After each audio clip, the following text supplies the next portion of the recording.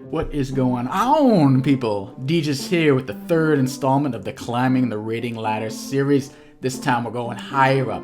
We're going high up to 1300. We're talking about the big boys. 1300? Probably like 95th percentile in Advance Wars by Web, so pretty damn big deal. Now this video, I got so many damn requests to continue the series on. Probably the most requests since the choosing a CEO tier 0 video, so it's going to be a nice video for you, help you out, get to that next level. Now granted, rating has inflated a bit since I started this series. When I started this series, I was like 1350 and near the top of the ladder. Now I'm around 1500 and near the top of the ladder, so maybe there's room for a 1450 video in the future, we'll see. But anyway, this video right here, gonna help you become a much better player. So without further ado, let's get into it.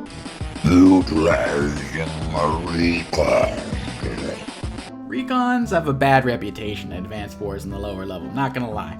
Particularly outside of Fog of War. Most of us are taught to tank chain because it's the easiest thing to do and the hardest thing to mess up. But look, when you're trying to get to 1300, you should know how to exploit obvious tank chains and capture chains with the good old-fashioned recons. These bad boys, they only cost 4,000 gold, and they can really give you an edge versus an unprepared opponent.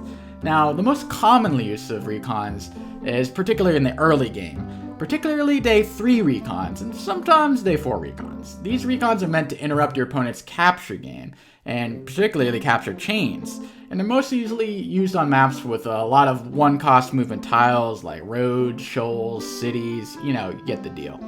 The main goal of these recons is to prevent your opponent from capturing contested properties and maintaining that pressure. Oftentimes, I see people use an early recon to interrupt one of their opponent's safe properties, but that just delays the inevitable. Maybe 1 to 2 to 3 days you're going to delay that cap, but the recon is not still going to be worth 4k like it should be used. You want to be able to use that recon to prevent and maintain pressure on a property so your opponent cannot grab it, ideally. Now recons, they're a double-edged sword because remember, if you're making a day 3 or day 4 recon, that's a 4k early investment, and you're also not building an infantry from that base, which can really interrupt your own capture chains and your own timing of your attacks. You might have to build a tank a turn or two later because of that. You might not get some forward properties that you normally would have gotten. So this is why the tank chain is typically a safer pick. But if you know what you're doing with that recon and punish them, oh hell yeah, I love those recons. So the thing is, you need to spot a possible opportunity to spoil your opponent's capture game. The difference in preventing 1 to 2k in income can be huge in the higher up levels. If you have a 1 to 2k advantage over your opponent in the higher up levels, that is day and night. A lot easier to use to your advantages, particularly outside of fog. I'm actually going to do an in the weeds on recons in the future for a more in-depth analysis of recons, so keep your eyes peeled.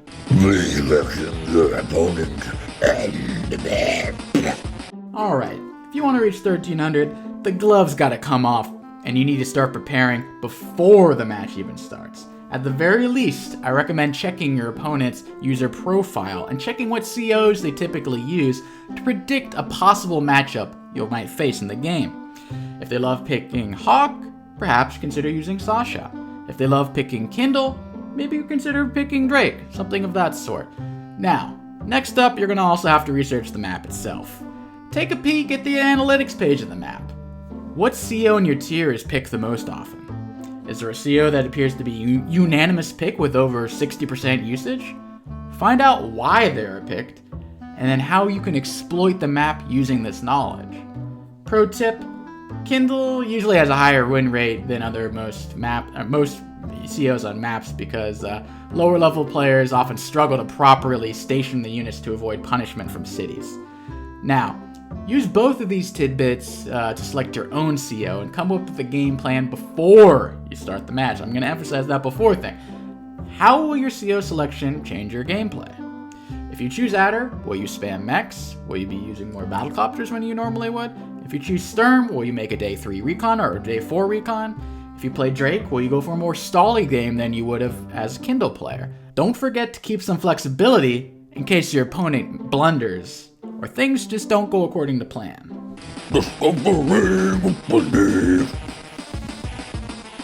Now that you've wisely chosen your CO and you have a basic understanding of your plan, you can enhance that knowledge of the map by looking at recent replays of higher level players. All you have to do is simply go to the Games tab and scroll down to a higher level player's game and look at the first 3 to 5 turns to understand a possible opening for the map. Side note, if you insist on looking at my games, I don't recommend looking at my openings. I'd rather focus on my mid games to understand some better tactical awareness. So copy my own openings at your own discretion and risk. Now, copying openings is also a double-edged sword, as your opponent also has access to these games, and if you do an obvious opening, there might be a refutation of that opening that was discovered later on, or maybe your opponent just does something completely different that you have to adapt to and that opening won't work anymore. If you want to follow good standard openings, I recommend checking out games by DeadFS, Operation Mechstorm, and Inkagark for good ideas. For Fog, I recommend you check out Contbay, MathBlitz, and Tordred. If you want better mid-game ideas or tactics, I would check out games by Starflash250, Go7, or LVJ Dizzle, whatever. Follow their openings at your own risk, however. Baiting and luring. Baiting, also known as luring, is a powerful and often misunderstood tool in competitive Advance Wars. Baiting, in essence, is purposely leaving a seemingly good engagement for your opponent to exploit. A bait should be an engagement that seems good or even is good to your opponent in the short term, but in the long term is actually good for you. Baits are typically more effective in Fog, as your opponents will have imperfect information of what's going on in the map and the formation of your army. One obvious example of baiting is allowing a first strike on a seemingly undefended unit or a unit that can counterattack, like an artillery. The goal of the bait is to force your opponent to fight on your terms. In most instances, forcing them to overextend their forces in order to keep fighting. For example, let's say you purposely leave out an artillery in plain view, 2 enemy tanks go in and strike it and kill it. The next turn you get first strikes on those 2 tanks with 2 tanks of your own that are only 2 turns away from your base. Now if your opponent continues to counterattack with their own tanks, maybe it takes 3 to 4 turns for their opponents to reach the same spot. Now you can shift to slower units like medium tanks to reach a spot earlier, or just continue using your tank chain to get your tanks to the front line faster and get more first strikes off on their tanks, whereas their reinforcement line will take longer and longer, and it's just going to get more and more favorable to you. Also, baits are more useful using on certain terrain. Perhaps you allow them to kill a unit on a city, but they have to strike from a shoal to attack that city. Well, then you're going to get a first strike from the city onto that shoal unit. We saw that in the Starflash game where he left an artillery on top of a dock, and you could have easily first struck it. However, the tank that first struck it would get struck again on the shoal, doing a lot more damage than it would have done just to the artillery in the first place. Of course, baits can also be much more simple, particularly in Fog, where you have a huge counterattack in waiting, and instead of merely damaging the aggression forces, you just completely annihilate them, netting a resource gain. This type of bait is more effective when you effectively use vision denial against your opponent, obscuring your main forces that lie in wait. In its most sinister form, baiting can be used to distract your opponent from an important area, such as the center of the map by drawing them to the corner, to a comm tower, or maybe even distracting them from the enemy HQ for a sneaky HQ rush. One of the most simpling baiting usages that I use is making a recon on your opponent's weak side and lure the opponent to building a tank on their weak side. Then I start building a tank afterward, and thus force the opponent to build a tank chain on their weak side, where battles will become more and more unfavorable to them. The hardest part about baiting is convincing your enemy that the engagement is good for them in the first place, while it is really quite the opposite.